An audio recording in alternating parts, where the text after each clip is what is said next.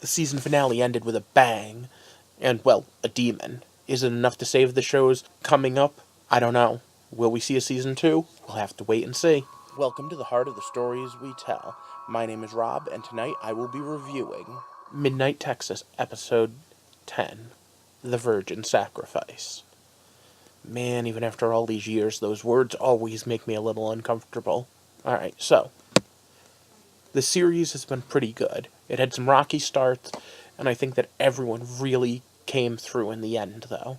Which is kind of cool, because one of the main things that the episode was about was how you come through for friends. And I have to say that they've become quite the cast of characters in Midnight Texas.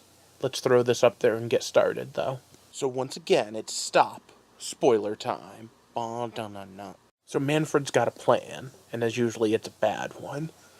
And on top of that, we have Joe back in the saddle, fighting the good fight, even though he didn't like being a soldier. He knows when a fight's worth it.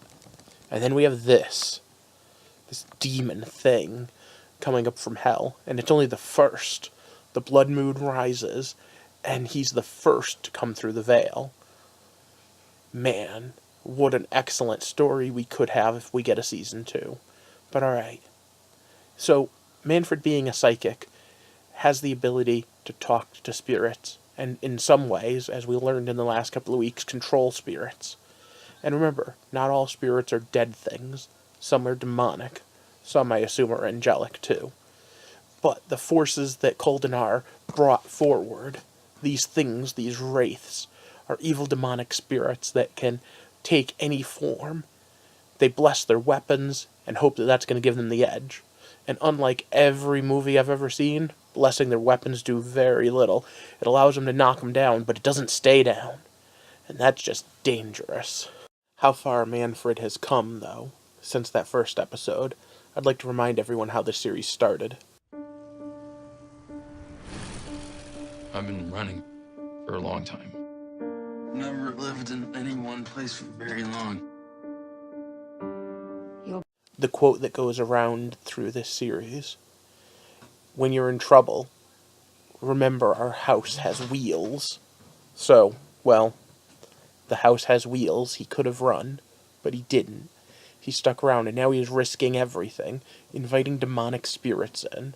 And I have to say, as a writer myself, I like the plan. Hey, look, these demons want to fight as good as anything. And odds are they're not working together. So if I get a bunch of them inside this psychic, odds are sooner or later, that could pay the difference. A little bit of old gypsy magic, some psychic panache. Oh yeah, and an angel and a vampire riding on the back of all this in order to help out. I did think that it was a little ironic, though, that when Lem was talking, he said that he has the danger of losing everything. I don't think he just meant midnight. I think he meant his love of his life leaving. I could probably do a whole episode on getting to the heart of vampires. That's a good name. I need to remember that come October. Now, Lem himself was willing to put everything on the line for this. And much like Manfred, I think, was a bridge between the living and the dead. But I don't know. He's definitely not the smoothest operator in town. I mean, there's only so many people that can pull off, well, you know, before we both go and die. Maybe one last night of passion. Good old Bobo got quite the smooth line there. And I have to admit, when she started describing, oh, well, maybe I would have made you dinner, and he just grabbed her and kissed her, it was just, yep, all she wrote. And that, of course, led us to the main confrontation. Good old demon versus demon action. Pretty badass. Yeah, they're still suffering from some special effects issues, but shooting balls of fire out of your hand and then a congealed amount of reddish yellow light, alright, it got the point across, and you know what? It was pretty badass. Now, we did get a pretty funny joke with Lem running back into the basement while the Rev was down there to get that extra boost he needed. But at the same time, I was very disappointed that they didn't go with the joke of the fact that, hey, were you so good that the earth shook for me? I'm just saying, the earth actually shook. But as I looked at the clock, there were 10 minutes left of the episode, and then I dreaded what was coming next, because the fallout in Midnight is going to be pretty severe for this. And it wasn't in Midnight that the problem was, it was in the hospital. But to their credit, especially since they knew that there was a chance that wasn't getting a second season, they didn't cliffhanger us. They gave us 2 weeks later. And the scene on the dance floor with three happy couples dancing, and Manfred and her getting to the dance floor later. It was interesting. It was a good story. Definitely a silver rating. And if it doesn't actually have another season, I guess this was a pretty decent ending, at least in my opinion. Because at the end of the day, this was about the heart and about people. People who came together. People who grew stronger together. At least that's my opinion. I wonder what yours was. Let me know down in the comment section what you thought of this season and what your opinion of what the actual theme overall of the season was.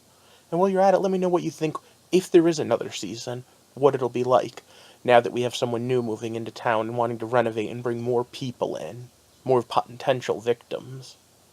But either way, it's also gotten to that point where I need to ask you, if you enjoyed my reviews, like and share them. And of course, if you haven't already, hit that subscribe button and enable alerts, because I'm trying to build a community here, and it really helps the channel out. The more subscribers, the more likes, the more people will hear about the channel, and the bigger this community grows. I do videos every week on the theory of storytelling, and I do Throwback Thursdays about older stories, and of course reviews as new shows come out. And all of this is my way of trying to look at what it means to get to the heart of the stories we tell. Have a good night, and thanks for watching.